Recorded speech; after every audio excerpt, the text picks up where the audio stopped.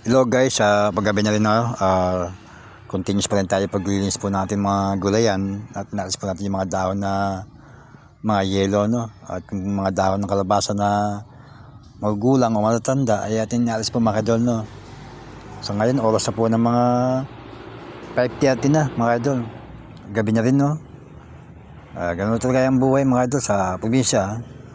Wala man tayong oras na iniintay o basta may liwanag pa, sige pa rin trabaho natin mga idol. Ganun lang po ang buhay sa probinsya at dangan lang po na itong ating edukasyon, farmers, hindi po natin ipwedeng pagsawalang bahala po lahat ng mga bagay na dapat ating gawin araw-araw ng mga idol, no? Dahil dito po tayo sa gulay na nabubuhay at dito na tayo kumukuha ng pagkain at dito na tayo kumukuha ng ating iniluluto sa araw-araw mga idol. Kaya sa buhay sa probinsya, ipagtyaga lang po ang ating punan para tayo laging merong maaanit may malulutong gulay mga idol.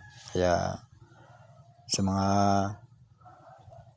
kabaro ko dyan, farmers, laban lang po tayo sa hamon ng buhay araw-araw.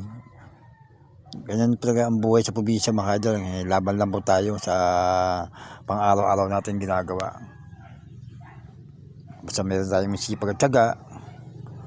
Dating po ng araw may angking tuwa at galak po tayo maaani sa ating mga gulay araw-araw mga idol. Ika nga po pag may tinanim, may aanihin. Gawin lang po ang buhay sa probinsya mga idol. God bless po sa inyo lahat. Ingat po lagi mga idol sa mga naroon.